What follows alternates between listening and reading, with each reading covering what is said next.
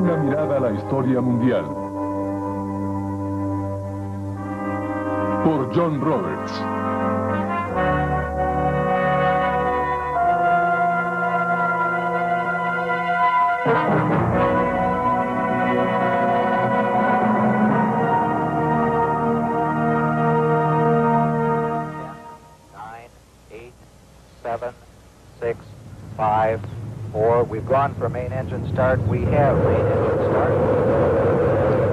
El hombre se lanza a viajes de descubrimiento por varias razones.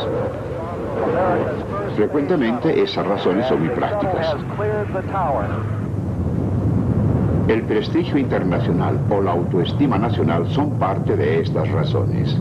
La curiosidad desinteresada juega una parte mínima en la búsqueda del conocimiento como lo creemos.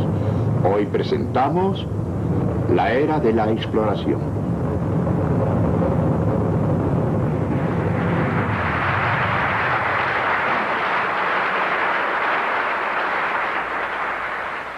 Creo que esta nación tiene el cometido de alcanzar la meta que se ha impuesto antes de que termine esta década de enviar un hombre a la Luna y regresarlo a salvo a la Tierra.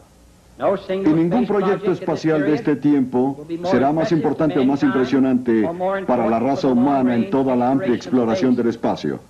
Y nada será más difícil o más caro de cumplir. Eso se dijo en 1961. Y 8 años después se cumplió.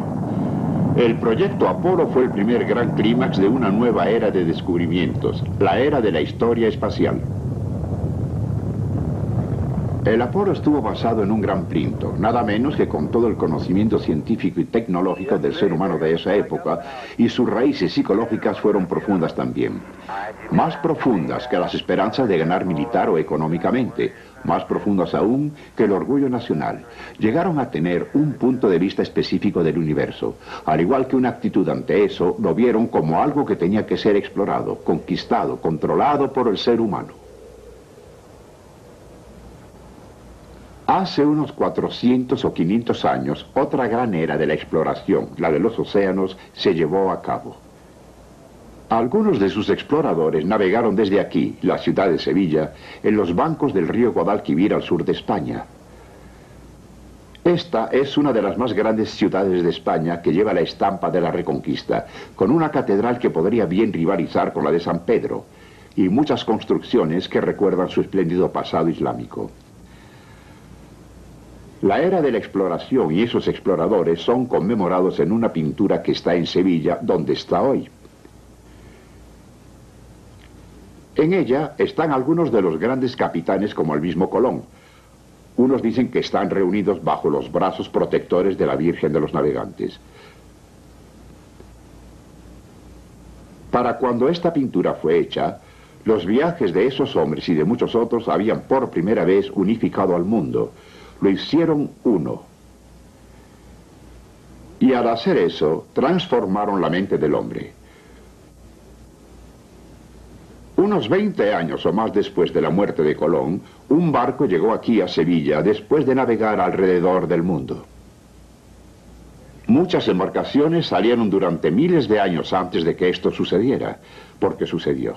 ¿Y por qué fueron los europeos los que hicieron que sucediera? Los chinos sabían bien el arte de la navegación mucho antes que los europeos. Sabían cómo hacer mapas con un sistema especial. Sus grandes juncos flotantes, probablemente las embarcaciones más grandes del mundo de esa época, pudieron navegar hacia el este de África y el Golfo Pérsico, y aún así no fueron los líderes en la era de la exploración.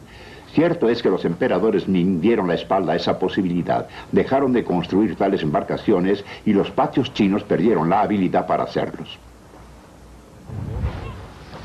Los árabes fueron grandes viajeros. Desde Arabia y puertos del Golfo navegaban por todo el Océano Índico, de Mombasa en el este de África a Indonesia, donde implantaron el Islam, y Cantón, donde vendían esclavos negros a los chinos. Así como sus maestros navegantes les enseñaron, los árabes tampoco entraron en la era de los descubrimientos.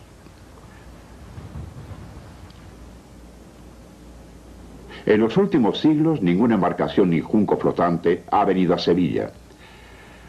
¿Por qué fueron los europeos los que salieron a tomar el mundo? La ambición y la adquisición de algo jugaron parte en ello. Después de todo, fue en 1503 que Isabel se encontraba aquí en esta habitación, asegurándose de que tenía la parte que le tocaba de su aún débil imperio americano. La Casa de Contratación, como se llamó, se convirtió en una organización más grande cada vez que era más antigua. Pero al iniciarla era solamente una casa de peaje. Y si los reyes cuidaban sus ganancias, los exploradores también lo hacían.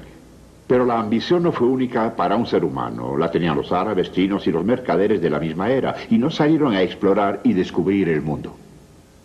Hubo algo más que indujo a los europeos, algo que los hizo más inquisitivos, hizo a sus marineros más emprendedores, algo que los hizo salir a tomar el mundo. Fueron como misioneros. Tal vez no es coincidencia que la idea de dominar la naturaleza fuera de esa época también, en la Europa renacentista, que podría ser una expresión más inmediata de la dominación que el crear un mapa en la superficie del mismo globo. En el siglo XV, nuevas formas para hacer eso fueron viables en Europa.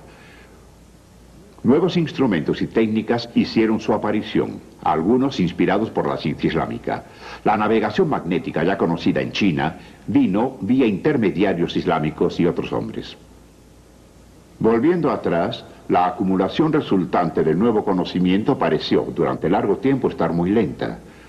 Fue un proceso de sumas, poco a poco hechas para gradualmente aplicarlas al gran negocio de conquistar el mar.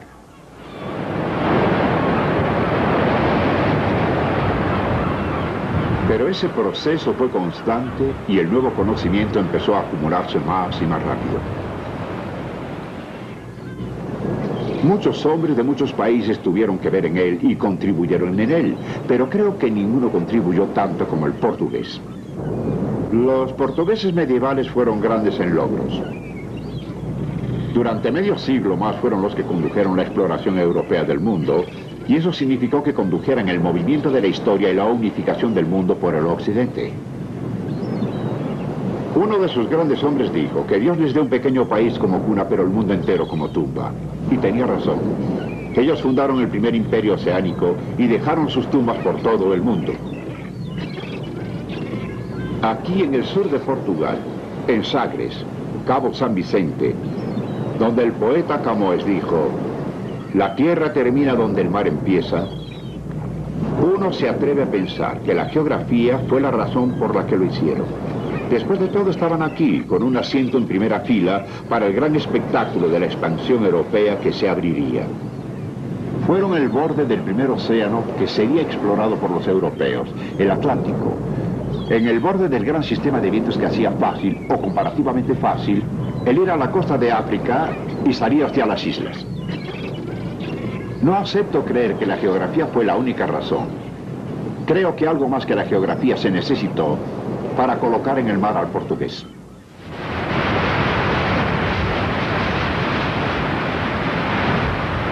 Fue en 1430 cuando una embarcación pasó a Cabo Bogador en la costa africana, a menos de 1000 millas al sur de aquí. Hasta entonces se creía que más allá el mar hervía y los hombres se volvían negros en el sol. Se necesitaba un sentido especial para correr tales riesgos, y la Europa medieval lo tenía, y lo hizo, lo generó.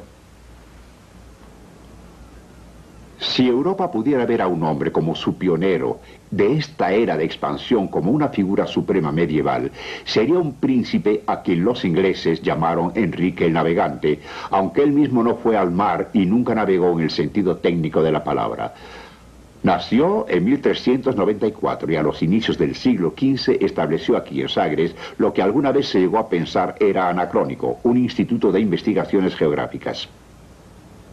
Realmente era solo una corte menor medieval, pero estaba presidida por un príncipe de gustos excéntricos y apasionados.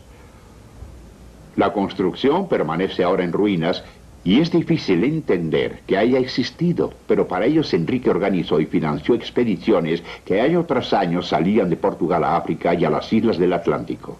El triunfo de Occidente.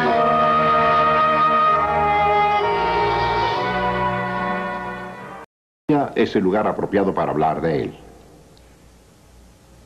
Esta iglesia tiene una relación especial con él. Es la capilla de un monasterio en Tomar, el cual fue el